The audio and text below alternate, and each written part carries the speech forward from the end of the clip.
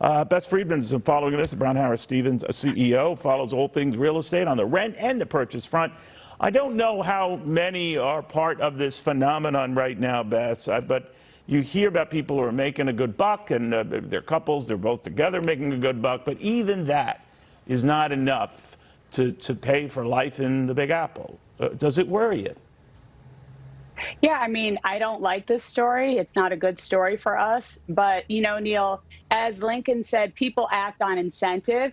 And when the prices are high and they can work from home, they're taking advantage of that. And this story isn't new. I mean, this was happening pre-pandemic. Right. We saw people fleeing, you know, to no income tax states like Texas and Florida. So this is kind of an old story. But people are able to work from home, and so they're taking advantage of that or going to places where it's less expensive.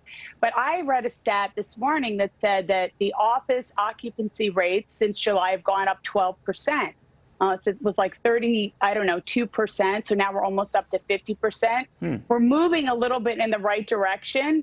But yes, we do have some headwinds here in New York. That is for sure. I agree with you about that. You know, we are seeing more crowds, even in the building in which I work now. It's a little more crowded. I have to share the elevator with people, whatever.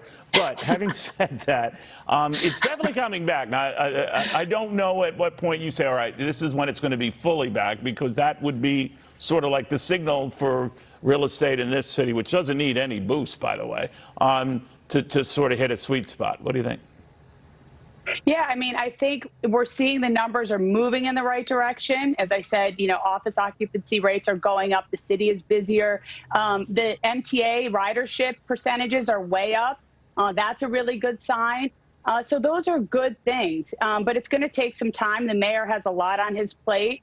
He's working to quell homelessness and crime. Those are big topics. And, you know, the big topic really, Neil, is the legislators in Albany. We need responsible tax policy. I can't say that enough. We don't want to drive people who make a lot of money out of the city. We need them here. It's good for our city. So all of those things are important conversations. But listen, New York City is in a recalibration. This is the talent capital of the world. People will always come here. My opinion. I think you're right about that, but some will leave regardless. We'll see what happens. Bess, very good seeing you. Bess Freedman, Brown Harris Stevens, CEO, Dow 634. We'll have more.